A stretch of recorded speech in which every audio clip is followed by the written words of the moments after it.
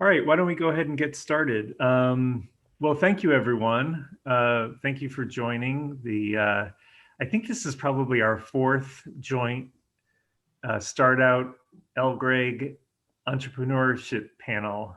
For those of you who do not know um, LGREG, it's the Lesbian and Gay Real Estate Group. It represents about 300 professionals, mostly throughout California. There's two chapters, LA and San Francisco, focused on commercial real estate, brokers, investors, lenders, attorneys, service providers, pretty much everyone on the commercial real estate side. And for those of you who are not familiar with StartOut, StartOut is an organization that focuses on LGBT entrepreneurship. There are about 14,000 members on their mailing list nationwide. Probably about 65% of that is in New York and San Francisco, with another big chapter here in Los Angeles. And Liz was a former chair of the LA programming board, as was Patrick. And Craig is also currently on the LA programming board. So a lot of great representation on both groups.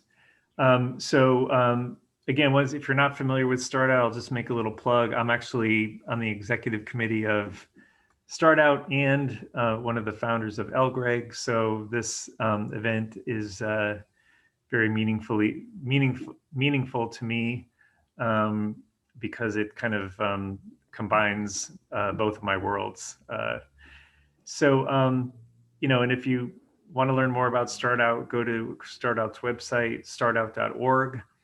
You can sign up to be a mentor. You can sign up to be a mentee. You can check out the new the index, which provides a vision of what a city might look like if LGBT entrepreneurship was brought to its full potential.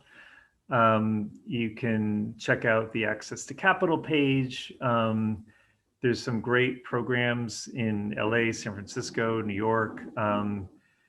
We have the equity, what is it called, Patrick? The equity index? Well, it's a virtual conference that is really focused on underrepresented groups within the LGBT community. So, and that's coming up in November, and highly encourage folks to go check it out. Thank you all so much. This is so exciting. We usually try to use this event to elevate and really, introduce entrepreneurs that are doing exciting things in the commercial real estate space.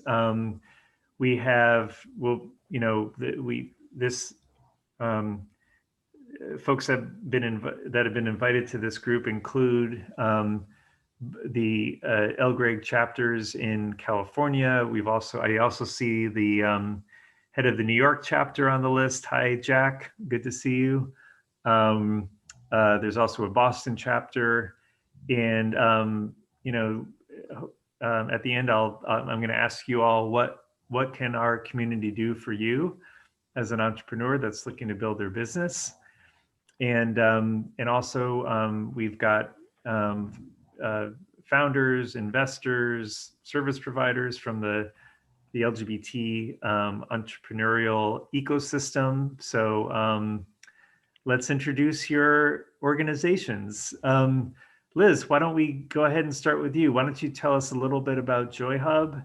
And actually first, really about yourself, what a seasoned founder you are. And don't be shy, folks. Don't be shy. Well, Chris, of course you made me go first, but I will, I'll forgive you for that. I don't mind. Thank you for having me. I really appreciate it. It's great to see everyone.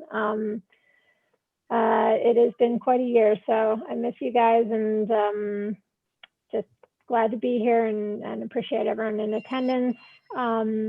I have started or been a founding member of, I guess this is like my 5th or 6th startup. I can't seem to get away from it.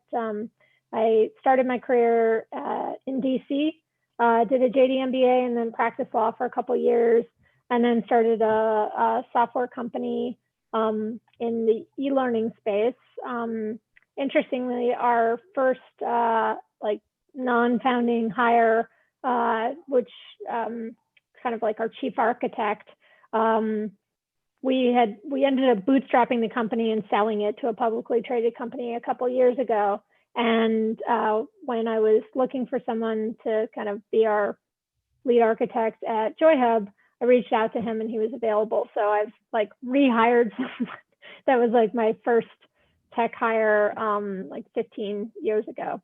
So that's kind of fun. It does kind of come full circle sometimes. I left that company, or stayed on the board, but left to come out to California, and ended up getting into commercial real estate, which I didn't realize would become my passion in life. I love commercial real estate. I did mostly finance for many years, and would kind of was on the debt side. I was a founding executive at a company called ReadyCap, which people may know of if they're in real estate. It's kind of a small balance CMBS slash small balance Freddie lender. They're one of the largest now non-bank finance lenders in the country. With they also do SBA, so it's kind of all things commercial real estate for smaller loans. I left ReadyCap when they moved their operations to Texas and joined a little startup called Realty Mogul, which where I met Chris, and I was there for 5 years. We ended up selling some technology last year, and at that point, it was a really good time to transition.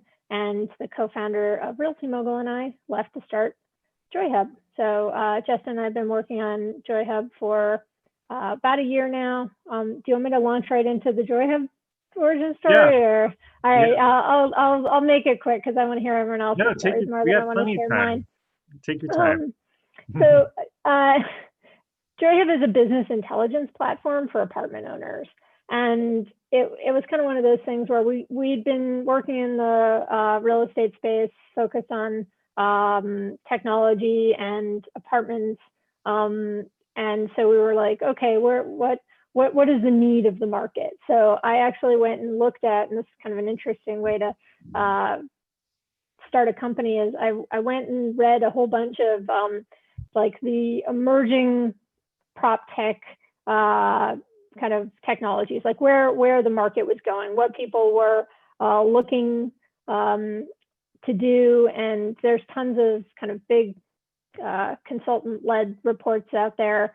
And one of them was talking a lot about that 91% of apartment owners wanted to spend money on tenant engagement. And we're like, oh, that's interesting. They're like spending, that's where their money is going. That must be a good kind of place to look. And we started talking to apartment owners and being like, what does tenant engagement mean to you? And it really turns out that what tenant engagement is it's really just knowing who your customer is. And most of the operators we spoke with, like when you ask them, like, what are they spending their money on? They didn't know how to get to ROI on their marketing spend. They didn't know how to engage with their tenants. They knew they had to spend money on it. And then the more we kind of peeled back the layers of the onion, it really started to become readily apparent that most operators didn't have any data to really do a lot of decision making. The property management systems were very much the kind of hub of their operations. They knew how to do accounting and operational, like leasing. That data was really clear in these systems, but everything else was kind of being lumped on top of it. And there's ventures just raised and invested billions in the last few years alone on PropTech, but all these systems have really kind of like emerged in a vacuum. And so we saw there was an opportunity to help apartment owners with a data strategy. So we kind of like started with where's the money going and ended up with operators have a data problem. The more apartment owners we spoke with, the more they were like, who's your customer? Well, if they're not on the lease, they didn't even really know necessarily who lived in the building, which is kind of shocking that like their communities are made up of grandma and grandpa and the kids and dogs and cats, like didn't know who they were. So we built a data integration layer. So we connect all of an operator's existing systems. We're not trying to replace any systems. We're plugging into their property management system, their CRM, their IoT devices, their package delivery, any kind of source of data. We're connecting to that. We're aggregating all their data, standardizing it, and then we're storing it. So it's like a data warehouse. And then we're delivering business intelligence. And so dashboards, reports, all sorts of actionable and predictive analytics, which is really, really interesting. My passion is that we give them kind of insight on their tenants, like who are their tenants?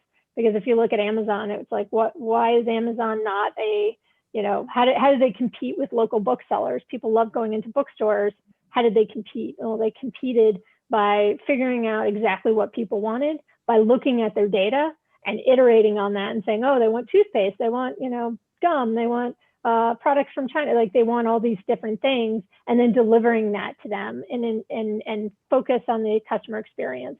And so by giving apartment owners access to their data, which is everything from, the beginning of the life cycle to the end, what kind of insights can they glean from that? What industries their tenants are in, whether those tenants are going to be able to pay rent in the face of COVID, whether or not a marketing source has a better retention than another marketing source, whether they should be implementing a renovation plan based on market rents on that particular unit type, and the impact of seasonality. All these things that if they had better data insights, they'd be able to make more informed decisions. So that's pretty exciting. We're enjoying ourselves. We just finished Techstars. We got into Techstars LA, so that was amazing. Raised a pre-seed and we'll raise a seed round probably early next year. We've got some folks in the pilot program, and we're doing our integrations with Yardi and Entrata to start. So it's been quite a ride. Well, that's great, Liz. Sounds like it's been a busy year for you, for sure. Yeah. Ashley, do you want to go next? Sure. I'm Ashley Wilson. I'm the founder and CEO of AuditMate. Entrepreneur at heart, definitely. Out of high school, I was working in a bank and didn't want to make minimum wage and work so hard. And so I went to Walmart and bought a bucket and a mop and started a cleaning business. And by 19, I'd sold it and had commercial accounts. And but soon thereafter, followed in my stepdad's footsteps and joined the elevator industry. Was raised in a family of elevator mechanics and P&L managers and consultants and the whole gamut. I thought that I would surely be the first female president of Schindler Elevator, but couldn't help but notice that our skyrocketing profits were as a direct result of not doing our job. And this was true for all of the big four within the industry. The elevator industry is an oligopoly. All started all over 100 years old and never been disrupted. And so I left with no idea of what would come next. And AuditMate was born out of a passion of helping business owners and property managers really be in control of their elevator service contract. And so what AuditMate does is we create data modeling around the customer specific contract. And then we audit all service deliverables, compliance, invoices, and proposals to save the customer money and to set a strategy for them. I originally had thought that we would just be selling the software and that customers would want to drive the software. And the more and more I talk to customers, people, they don't care. They haven't been managing their elevator contracts. They don't want to start managing their elevator contracts. So we've pivoted a bit and are now offering full service management. So we actually act as the owner's representative and set the strategy from the beginning and then drive the strategy for the customers. So it sounds like maybe there might be some, data integration going on between AuditMate and JoyHub, perhaps. We'll have to, you saw it here first, folks. Here it is. Uh, well, thank you, Ashley. That's really terrific. Thanks for that overview. Craig, do you want to go next? Sure, Chris. So my name is Craig Lynn, and I'll kind of talk about how I kind of got started. I started my career in technology as a business analyst and then later a product manager for a software company in Santa Monica. And I knew I always wanted to start something. And the original inspiration was to actually build a moving app. A couple of years ago, I was moving from one part of West LA to another part of LA. And I had a trip for fun to go to Europe. And it was coinciding around the same time as my move. And obviously, I wanted to focus just on my Europe trip because that's fun and nobody wants to think about moving because that's painful and dreadful.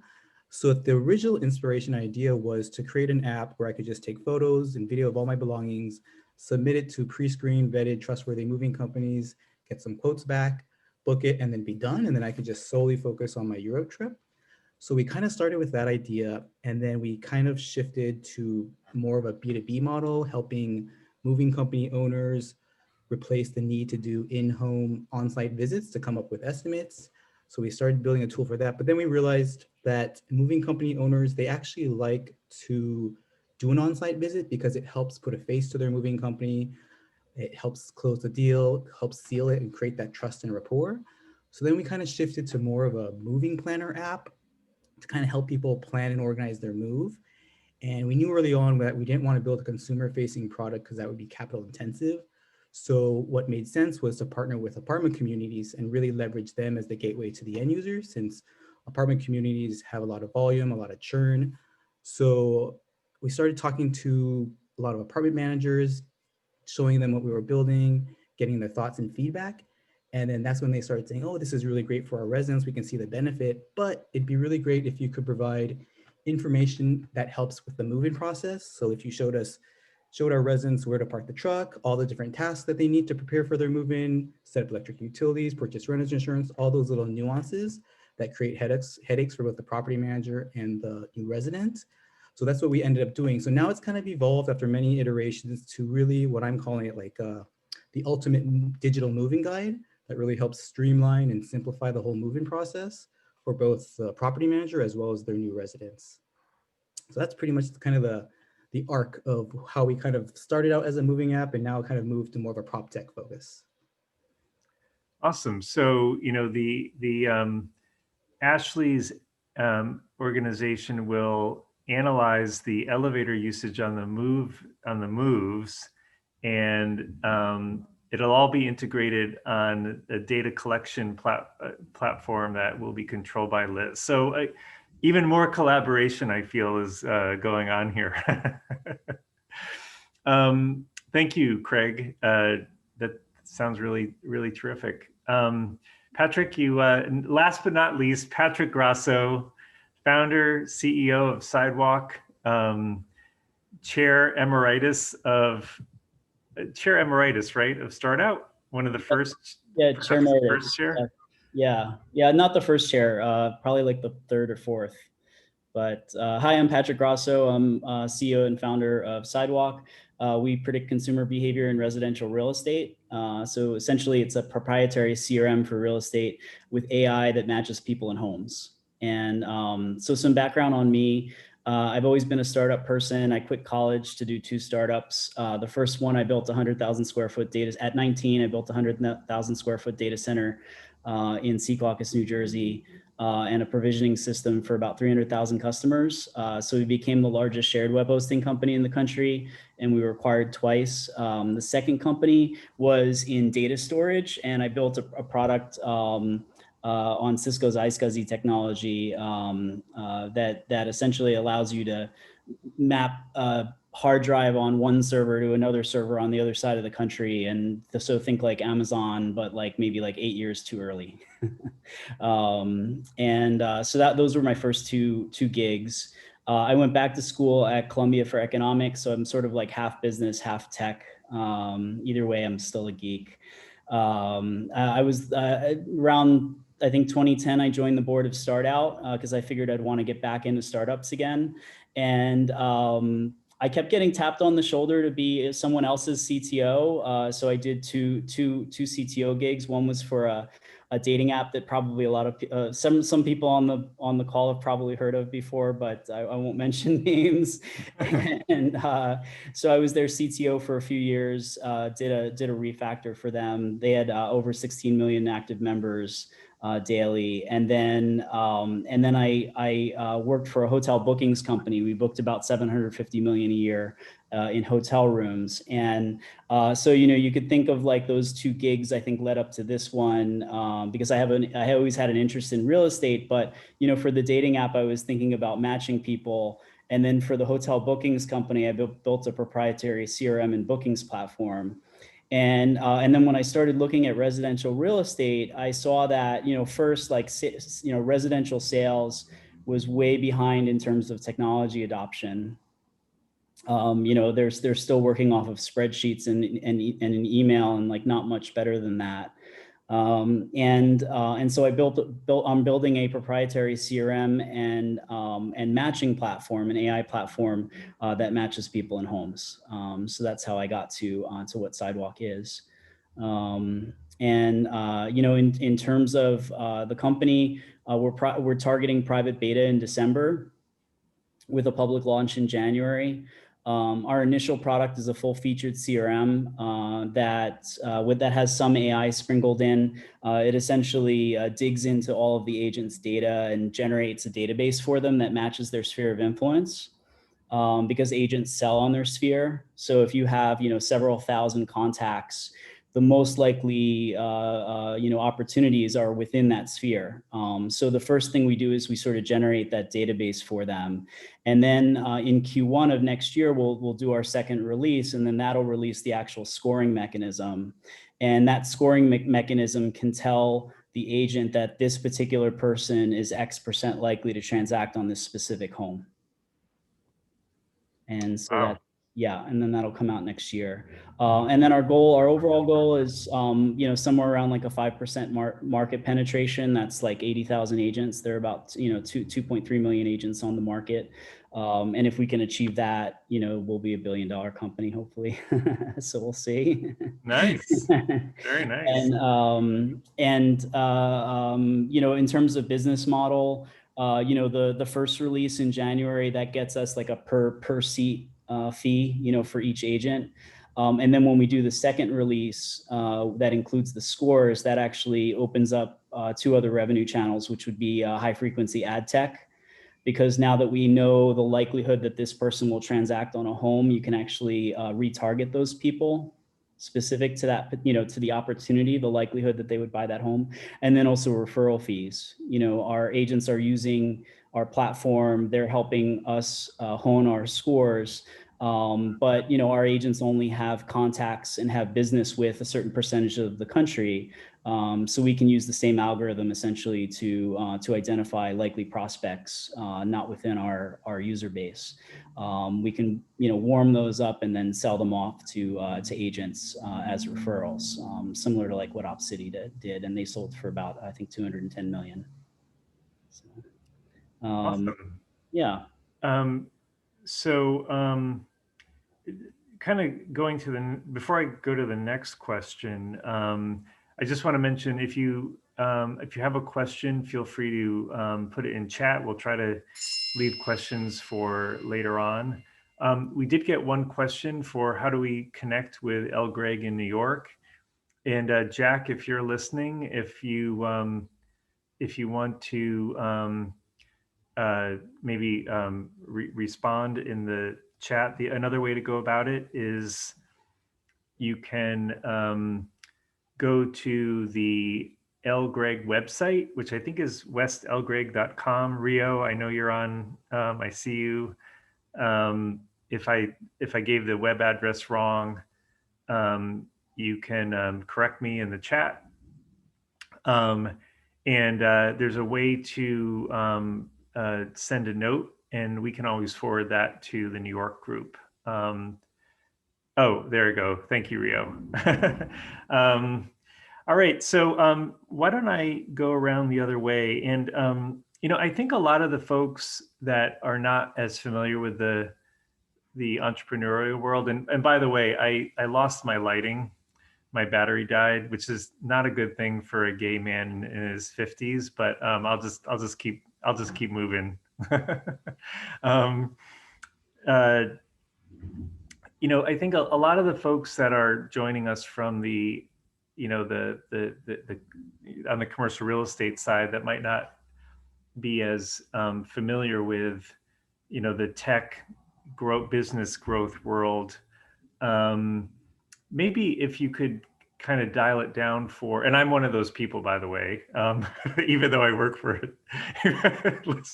Liz is laughing because I'm such a, old fashioned, here I am, like, Liz was actually the one that recruited me at Realty Mogul.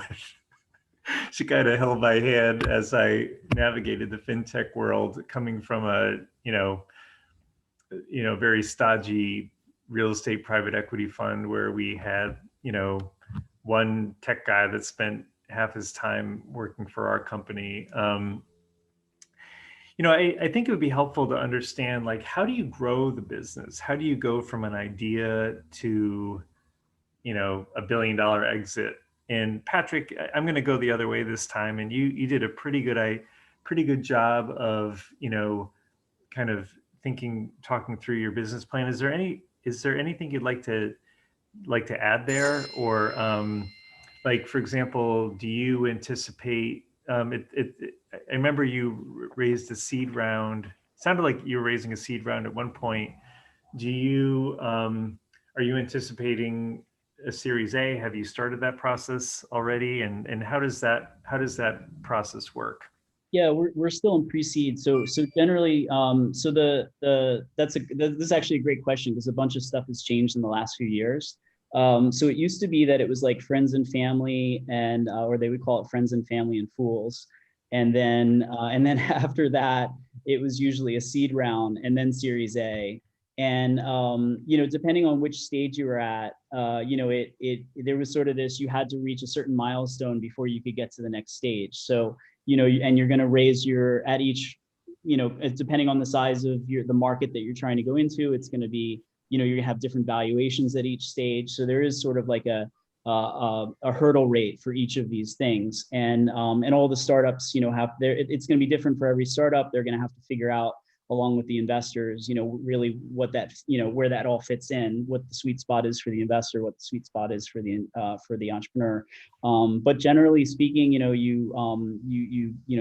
start putting your team together, you have the idea, there's this sort of ideation phase, and then you start building.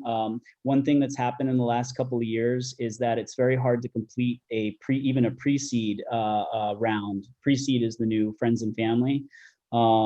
It's hard to even complete a pre-seed round without a product. I think there was a survey that went out by a company called DocSend, and 92% of startups that are in their pre-seed round have not completed their round until they actually complete their product first. So that means if you're raising pre-product, you're raising against an 8% likelihood of completing your round.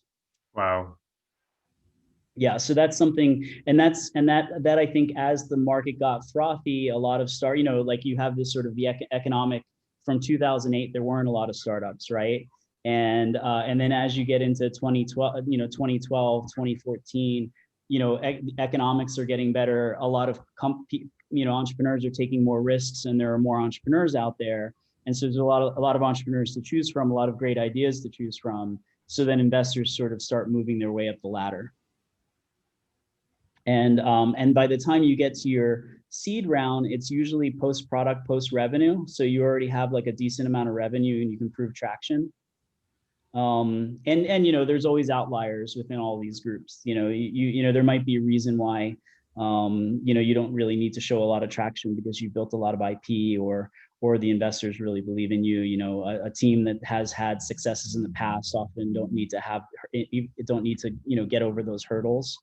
they kind of just go right to their, $4 million raise, before they've even built anything. Those early stages, there's very specific hurdles that entrepreneurs need to get through, and then also the instruments that entrepreneurs use are a little different, I think, than just like the real estate industry. So for anybody that hasn't invested in a startup before, and this isn't legal advice, I'll just give you my perspective on different things. Usually we use convertible instruments in the pre-seed and the seed rounds. And those convertible instruments are either notes or they are something called a SAFE agreement, SAFE, simple agreement for future equity. And then they have there's a couple of knobs on each of those, and it would be a discount, a cap, and potentially a date as well, a maturity date. So a note will have a maturity date. A SAFE usually doesn't have a maturity date. You'll usually have at least a discount and a cap on either of those types of documents. And then either when you get to a later stage seed or a Series A, that's when you really start talking about a true equity round. And then that's when you're actually doing an equity agreement. And then all of those convertible instruments convert into that equity round. Thanks, Patrick. That could be a whole webinar into itself. That was really, really, really helpful especially for those of us that haven't actually been through this. So thank you. Craig, do you want to maybe talk to us about your business plan going forward? Sure. So we're still pretty early, but where we're at right now is we have a product more than an MVP, and we've been testing with a handful of different apartment communities in the LA area and been getting really good feedback. And really right now, just moving forward, it's continuing this pilot program, expanding it a little bit bigger.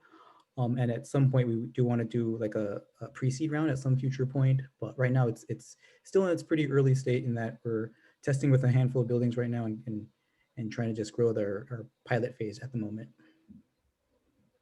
Great. Actually, while you're on that your comment leads to a very good question that just came in from Scott Cahoon. How do you go about deciding whether to pursue funding or to grow organically? And maybe you're kind of at that spot. Well, I maybe Patrick is better at asking or answering this one, but for us, we're still pre-revenue. We're not charging our apartment complex any fee for this right now, as we're getting their feedback and whatnot. But I think it really depends on everybody's situation. There's no clear path. I think it depends if they're a software product versus a CPG.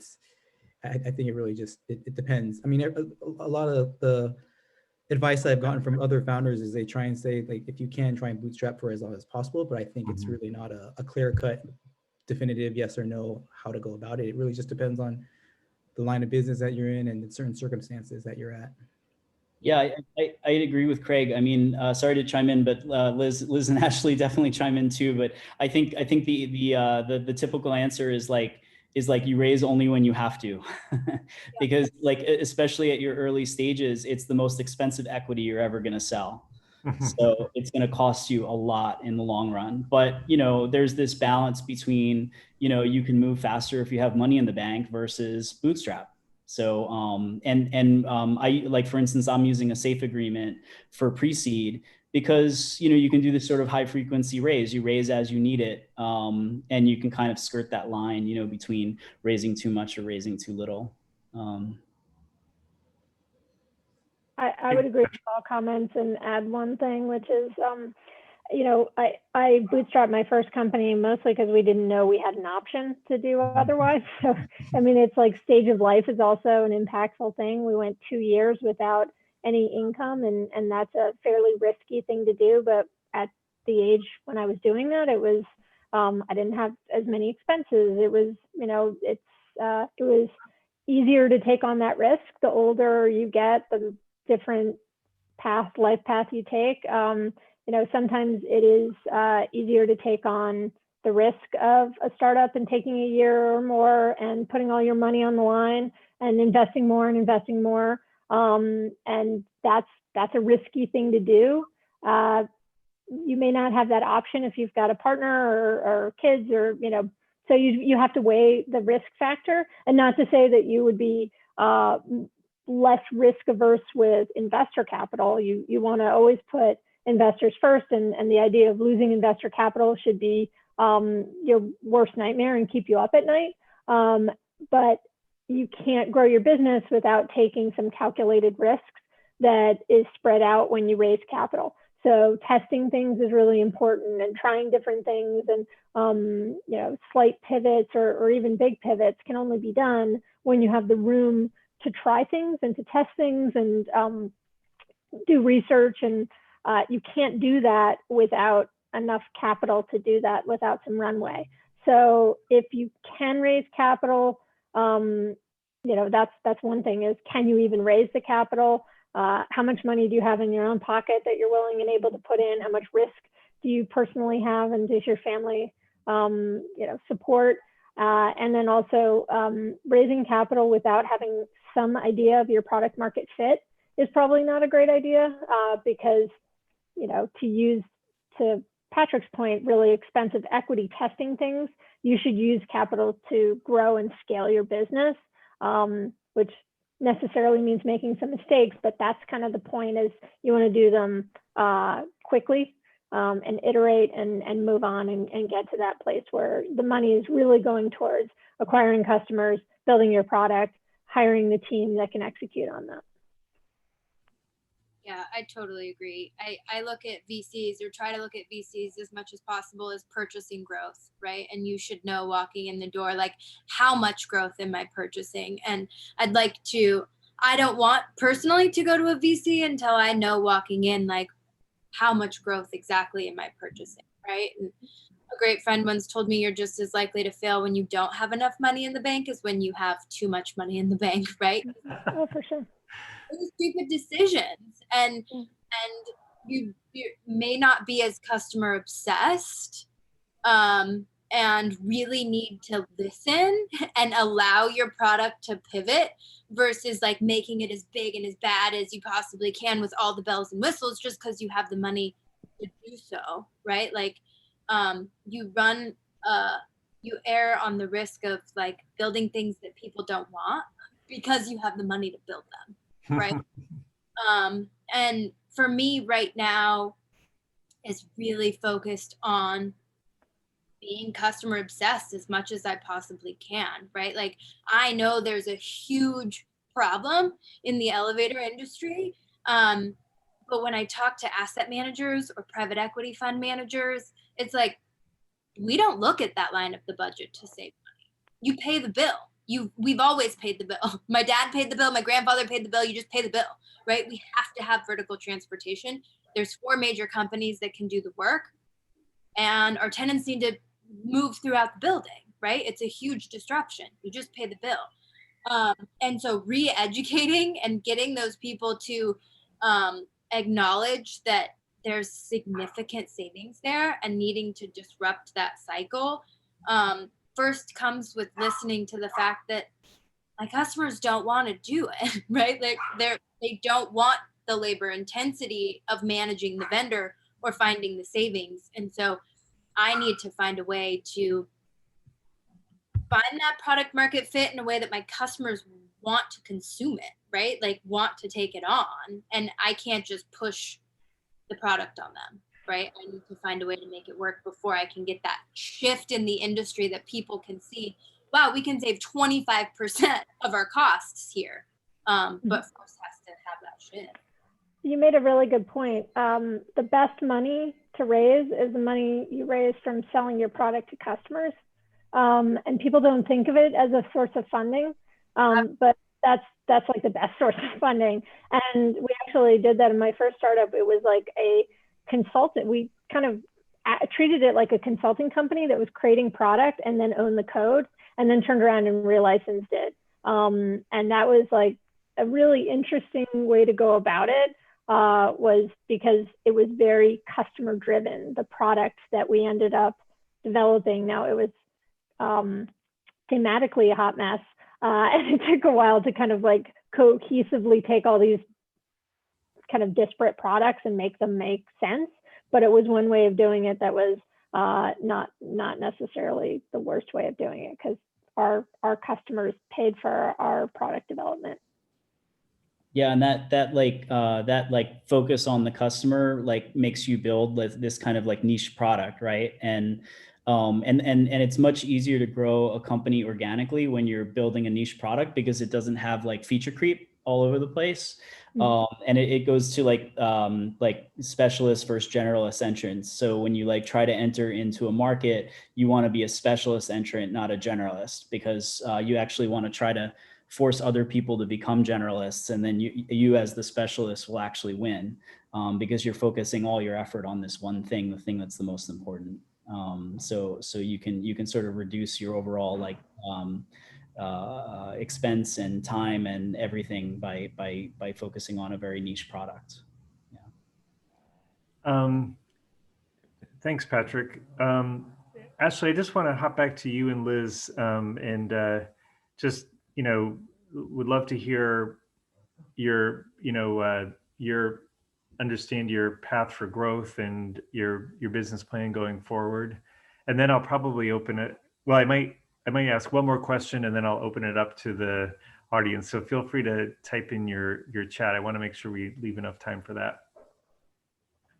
Yeah, so we raised our original friends and family in November, built to the point of on MVP. We're planning on launching at the BOMA National Convention, and then bam, COVID. Oh, no. We raised another friends and family round from the same group and went back to them to gain a bit of traction. And right now we're really in the hunker down and learn stage. Honestly, it's all about talking to as many customers as we possibly can. And I wouldn't say that's completely changed our direction. It hasn't forced us to pivot per se, like the overarching mission hasn't changed. But it's been really interesting to see, the level of care, right? Like where is the ultimate person that's gonna be driving the use of the product, right? So right now we're really learning. We're talking to national retailers. It seems to be that owner operators care a bit more because they own the equipment, right? Whereas many property managers, they don't own the equipment. They're just responsible for filling buildings and keeping tenants happy. And so they don't know the difference if an elevator lasts 15 years or 30 years. And oftentimes it's not the same property manager that's even around that entire time to know the difference, right? And that's a significant cost difference for the owner, not to mention tenants disruption. And so finding where our fit is really gonna be, seems to be with the owner operator. And then actually even a step further of coming in at due diligence. When folks are purchasing buildings, to come in and be able to do a capital plan and tell the investor how long that piece of equipment is gonna last, and then provide a strategy to ensure that budgets are hit. Budgets are set appropriately, and then budgets are hit. And overall, this saves $5,000 per piece of equipment. In your typical fund, you have 1,000 pieces of equipment, and that's a huge savings that has never even been considered. So we have enough traction right now to, the ultimate goal is to hit break even, and then go from there. Terrific. And Liz? Yeah, I've been kind of repeating this mantra to myself this year, work backwards. So, starting at where we want to be, and then kind of each step how to get there. Raising in a pandemic was not ideal. Not gonna lie, that was definitely an odd thing I was like, what an interesting choice. Like, people are really not focused on this.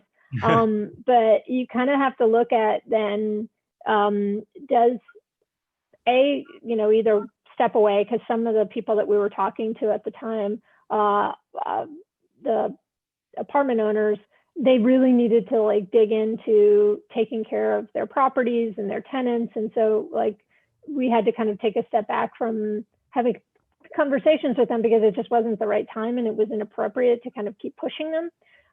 But it did let us spend some time thinking about like how can we help? Like, what is our tool in any way, from a natural standpoint, not like a forced standpoint? Is there any value that in today's environment, having a tool like ours becomes a help as opposed to just a distraction? And so having these conversations about how it's a pretty uncertain time, and having data insights around your properties and the impact on your tenants. So whereas, 3 months prior, we were talking about like, ROI on tenant engagement and on property, doing happy hours, like how is that, impacting retention? All of a sudden the conversation was like, your tenants may be in an impacted industry. And if we could tell you in real time, like what your concentration of employment is in your building, because most people, when they apply to become a tenant in an apartment building, they fill out the application and then you never know what they do. 3 months later, they could totally change jobs or industry or whatever. But having the ability to track and tell people in real time, okay, your building has, 47% concentration in healthcare or in hospitality, things that are really impacted by what's going on in the world. That helps inform how you treat those tenants and whether or not you offer them concessions and rent abatements and how do you keep the wheels on the bus, and having that conversation. So I think it's typical of both real estate owners and operators and tech startup people, which is you have to roll with the punches. And it's been a weird year, and for a good number of people that resonates. Like, oh yeah, I need greater insights right now, more than I even needed last year when all I needed to do was just keep raising rents and everything was fine. Now I need to know how to look at things like my elevators to try and pick up some alpha, because we're in an expense cutting mode, and we really need to be looking at everywhere where we can sharpen our pencil, because our tenants may need us to help support them, and we don't want to default on our loan because our expenses were too high and our income was too low. So that's kind of changed the conversation somewhat, but the trajectory is still the same. Get as many units on as possible. The more data, the more insights, the more valuable the company is, because working backwards, we saw what data companies were selling for. We saw how many units we needed in order to get to kind of evaluation, and kind of knew that the more data that we can collect, the more valuable that will be both to our customers as well as from a investor standpoint. So that's kind of been our efforts this year in this strange and often challenging times. But we also saw that a lot of operators really wanted a data strategy, and what they didn't really know what exactly that meant.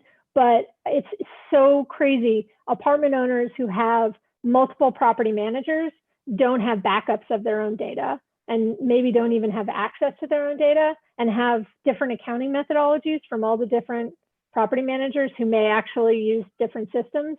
So when you talk to a lot of people, they're doing so much manual, like, mashing together Excel spreadsheets. And you're like, really? Today you're doing this?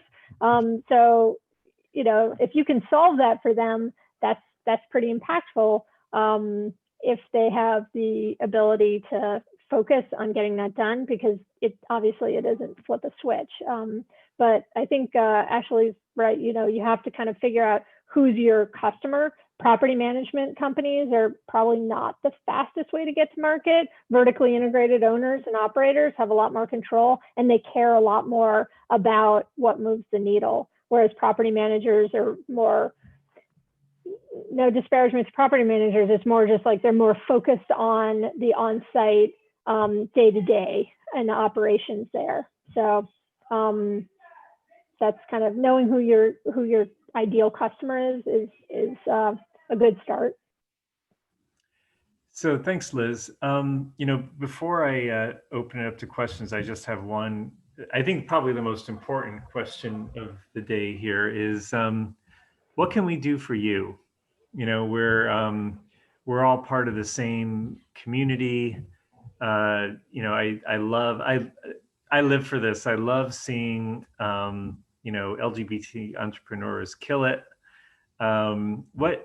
What can the folks in the crowd do for you? Are you looking for, you can't stand your securities attorney, you're looking for a new one, you need access to property managers, you're looking for an intern, like what can our community do for you? Liz, you want to start? Sure. Sorry, I lost the mute button. We would love more pilot customers. I think we always would love additional clients, vertically integrated property vertically integrated owner operators who do their own property management, have 1,000 units or more, use Yardi or Entrata is kind of like our ideal short-term client. Very specific, very niche. Property management companies are fantastic too. We actually are talking to, they just have to be larger to kind of want to have a data strategy. Smaller ones tend to not need it as much. So that would be my ask. I think on everything else, if there's anyone out there that wants to intern with a up and coming PropTech company, we've been taking on some interns with great success, and I love to teach as well as learn from folks. But our attorney is a StartOut recommended attorney, and he's fantastic, and we tap into the industry as much as possible. Oh, and our cap table has some pretty cool LGBTQ A+ folks on it as well. Handsome ones as well who don't need any lighting. So, Ashley, how about you? Thank you, Liz. What can we do for you, Ashley? I just would love to continue to have conversations with asset managers, private equity funds. I mean, in regard to real estate, just to continue to understand the viewpoint of vertical transportation from those different segments of folks. Yeah.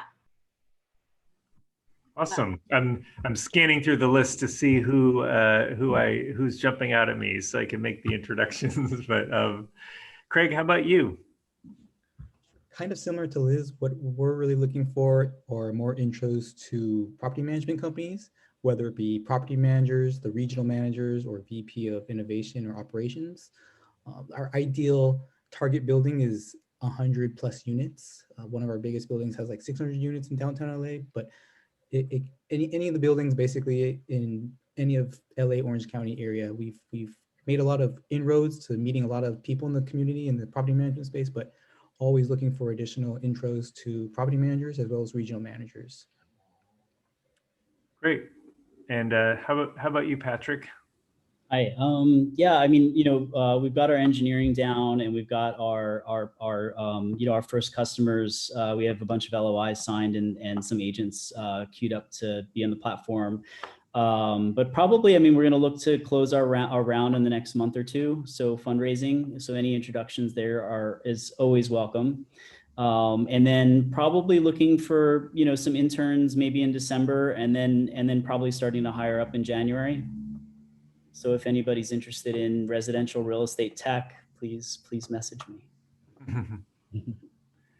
Great. And I'm going to open it up to questions. If anyone has a question, feel free to type it into the chat. But before I do that, I just want to make a plug.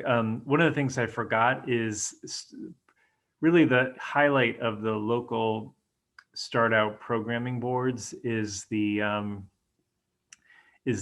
demo day. I mean, it's just terrific. Liz ran an amazing one.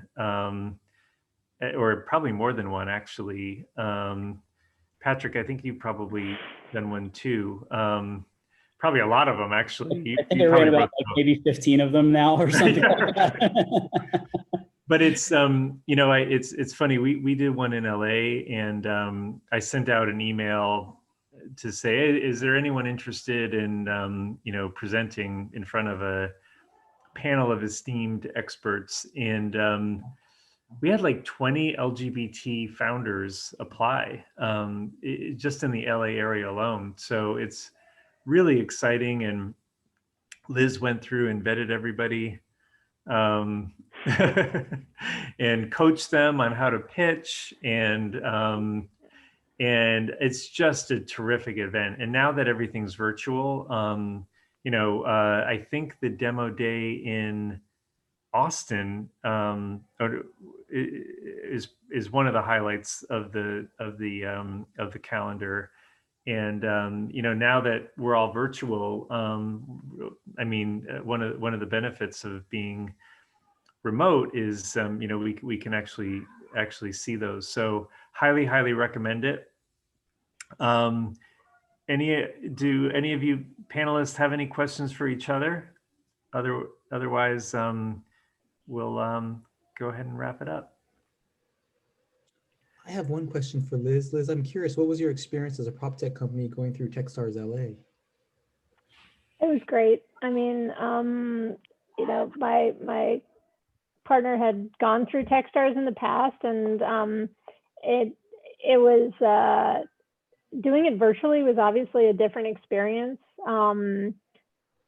But it you know, it's been a weird year, and it was actually really lovely to get the community. And Anna Barber, who runs the program, is just such an incredible human being, and they do a really nice job of getting you in front of mentors and investors, and really helping to, when you're such a small team and you're remote, to helping to build that kind of early days community feel that is tough to get now because of the remote, but is so critical to kind of like creating culture within a startup. So I was very grateful to have it this year, and thought it was a phenomenal program and really enjoyed it. So Liz, I saw your pitch on YouTube. I don't know whether that was because I had a special access. Nope, it's on there. Yeah, if you go to it's like demodays.techstars.la or something. I can, here, if you want, I'll put it in the yeah, it's very cool. Another benefit of our virtual world here, you can see Liz pitch at Techstars. You can. And I'll give Liz a moment to, oh, there you go. Oh, no, I didn't get the whole link, sorry. Cut and pasted too quickly. Well, this has been really exciting. I wish you all the best. I know sometimes like the one thing an entrepreneur needs more than anything is just a hug. So I'll give you all a virtual hug. You know, it's so hard sometimes to, you know, believe in yourself and push forward, and you're just constantly selling yourself, or selling your product and selling your vision. And, you know, just every now and then you need support. And so good luck, everyone. And, you know, you've got a whole community rooting for you. And thank you very much, everyone, for participating.